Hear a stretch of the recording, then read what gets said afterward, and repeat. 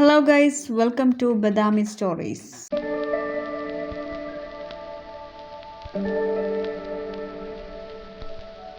2 ദിവസത്തെ ഹംപിയിലെ യാത്രയ്ക്ക് ശേഷം ഞങ്ങൾ ഹോസ്പേട്ട് റെയിൽവേ സ്റ്റേഷനിൽ നിന്ന് 8 മണിയുടെ ട്രെയിൻ ബദാമിയിലേക്ക് പിടിച്ചു. ട്രിപ്പിൻ്റെ 4th ഡേ ഞങ്ങൾ പോയത് ബദാമിയിലെ ഫേമസ് ആയിട്ടുള്ള ഭൂതനാഥ് ടെമ്പിളിലേക്കാണ്. ഭൂതനാഥൻ എന്നത് ഭഗവാൻ ശിവന്റെ ഒരു രൂപമാണ്. ഭൂതഗണങ്ങളുടെ അധിപൻ എന്ന അർത്ഥത്തിലാണ് ഭൂതനാഥൻ എന്ന പേര് ഈ ക്ഷേത്രത്തിന് ലഭിച്ചത്. ഈ ടെമ്പിളിന് ഏറ്റവും വലിയ പ്രത്യേകത അതിൻ്റെ ലൊക്കേഷനാണ്. അഗസ്ത്യ തടാകത്തിൻ്റെ തീരത്തായിട്ടാണ് ഈ ടെമ്പിൾ സ്ഥിതി ചെയ്യുന്നത്. ഈ ക്ഷേത്ര സമുച്ചയത്തിൽ 2 വ്യത്യസ്ത കാലഘട്ടങ്ങളിലെ വാസ്തുവിദ്യ കാണാൻ സാധിക്കും. 7ാം നൂറ്റാണ്ടിൽ ആദ്യകാല ചാളുക്യനാണ് ക്ഷേത്രത്തിൻ്റെ ശ്രീകോവിലും അതുപോലെ മുഖമണ്ഡപവും നിർമ്മിച്ചത്. 11ാം നൂറ്റാണ്ടിൽ കല്യാണി ചാളുക്യരുടെ ഭരണകാലത്ത് ക്ഷേത്രം പിന്നെയും വിപുലീകരിച്ചു. അഗസ്ത്യ തടാകത്തിന് അഭിമുഖമായി കാണുന്ന തൂണുകളോട് കൂടിയ പുറം മണ്ഡപവും സമീപത്തെ മറ്റു ചെറിയ ക്ഷേത്രങ്ങളും ഈ കാലഘട്ടത്തിലാണ് നിർമ്മിക്കപ്പെട്ടത്.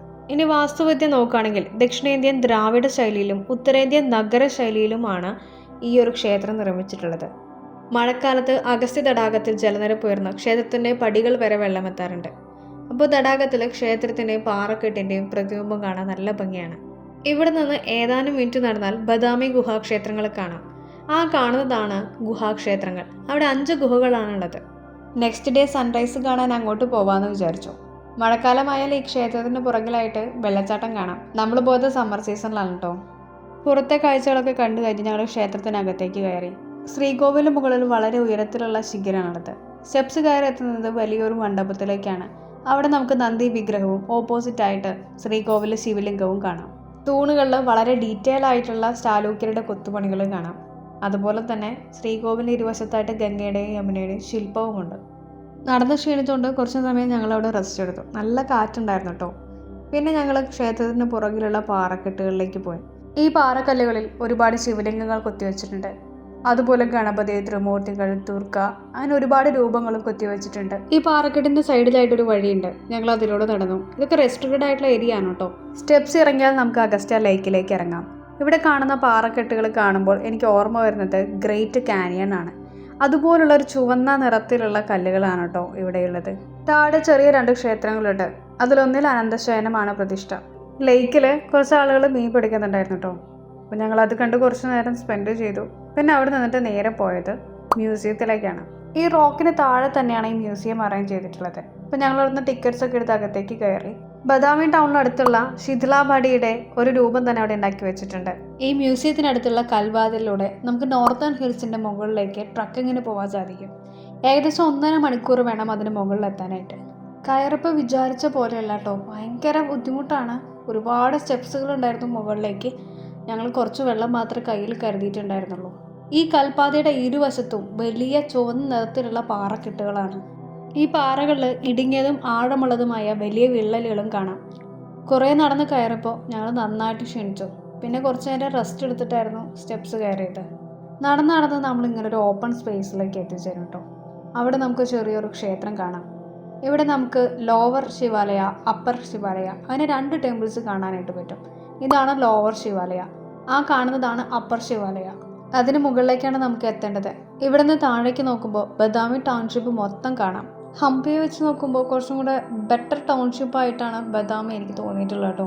കുറച്ചു നേരം കാഴ്ചകൾ കണ്ട ശേഷം ഞങ്ങൾ കുറച്ച് സ്നാപ്സ് ഒക്കെ എടുത്തു. ലോവർ ശിവാലയത്തിൽ മധ്യഭാഗം മാത്രമാണ് ഇന്ന് നിലനിൽക്കുന്നത്.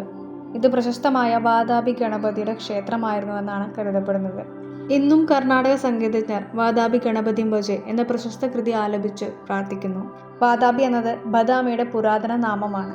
മലയുടെ മുകളിൽ ശംഖാകൃതിയിലുള്ള കൽനിർമ്മിതികൾ കാണാം. ഇത് ധാന്യശേഖരശാലകളായിരിക്കാമെന്ന് കരുതപ്പെടുന്നു. ഇതിന് തൊട്ടടുത്തായിട്ട് വലിയ വൃത്താകൃതിയിലുള്ള പാറക്കോട്ട കാണാം. ബദാമിയുടെ ഏത് ഭാഗത്തു നോക്കിയാലും ഇത് കാണാൻ സാധിക്കും. ഇതാണ് അപ്പർ ശിവാലയം. യഥാർത്ഥ വിഗ്രഹം നഷ്ടപ്പെട്ടെങ്കിലും ഇതൊരു വൈഷ്ണവ ക്ഷേത്രമായിരുന്നു. ക്ഷേത്രത്തിൻ്റെ പുറംഭിത്തികളിൽ നരസിംഹാവതാരം, ഗോവർദ്ധനഗിരി ഉയർത്തുന്ന ശ്രീകൃഷ്ണൻ, കാളിയമർദ്ദനം തുടങ്ങിയ വിഷ്ണുവിൻ്റെ അവതാരങ്ങളും രാമായണ മഹാഭാരത കഥകളും വളരെ ഭംഗിയായി കുത്തിവെച്ചിട്ടുണ്ട്. ട്രക്കിംഗ് കഴിഞ്ഞപ്പോഴേക്കും നല്ല ക്ഷീണിച്ചിരുന്നു. ലഞ്ചൊക്കെ കഴിച്ച് നേരെ റൂമിലേക്ക് പോയി. ഒന്ന് ഉറങ്ങി എണീറ്റപ്പോഴേക്കും നല്ല മഴക്കാറായിരുന്നു കേട്ടോ പുറത്ത്. നല്ല കാറ്റുണ്ടായിരുന്നു. അപ്പോൾ ഒന്നും കൂടെ ഈ ഒരു നോർത്തേൺ ഹിൽസിലേക്ക് പോകാമെന്ന് വിചാരിച്ചു. ഇത് നോർത്ത് ഈസ്റ്റ് ഭാഗത്തായിട്ടുള്ള ഒരു മലനിരയാണ്. അതിനുള്ളിലേക്ക് ഞങ്ങൾ കുറച്ച് കയറി നോക്കിട്ടോ. നല്ല ഇരുട്ടും പിന്നെ വവ്വാലും കാരണം കൊണ്ട് അതിനകത്തേക്ക് കയറിയില്ല. ഈ കാണുന്നത് മല്ലികാർജുന ടെമ്പിളാണ്. 10ാം നൂറ്റാണ്ടിൽ പണിതിട്ടുള്ള ക്ഷേത്രമാണ് ഇട്ടത്. മഴക്കാറ് കാരണം നന്നായി ഇരുട്ടിരുന്നു. നല്ല ഭംഗിയുണ്ടായിരുന്നു കേട്ടോ അപ്പോഴത്തുള്ള ലേക്ക് വ്യൂ. ഞങ്ങൾ കുറച്ചു നേരം അവിടെ സ്പെൻഡ് ചെയ്തു. പിന്നെ സ്കൂട്ടി എടുത്ത് തെക്കൻ മലനിരയുടെ ഭാഗത്തേക്ക് പോയി. അവിടെ കുറച്ചു നേരം സ്പെൻഡ് ചെയ്യാമെന്ന് വിചാരിച്ചു. ഇതാണ് യെല്ലമ്മ ടെമ്പിൾ. ഭൂതനാഥ ടെമ്പിളിൻ്റെ ഓപ്പോസിറ്റ് പടിഞ്ഞാറ് ഭാഗത്തായിട്ടാണ് ഈ പാർവതി ക്ഷേത്രം സ്ഥിതി ചെയ്യുന്നത്. ജഗദേക മല്ലൻ രണ്ടാമൻ്റെ ഭരണകാലത്ത് 1139 ഈ ക്ഷേത്രം നിർമ്മിച്ചത്. ഞങ്ങൾ കുറച്ചു നേരം അവിടെ കാറ്റുകൊണ്ട് പടിക്കെട്ടിൽ അങ്ങനെ ഇരുന്നു. ചില സ്ഥലങ്ങൾ കണ്ടു മറക്കും, ചില സ്ഥലങ്ങൾ മനസ്സിൽ എന്നും തങ്ങി നിൽക്കും. അതുപോലൊരു സ്ഥലമാണ് ബദാമി.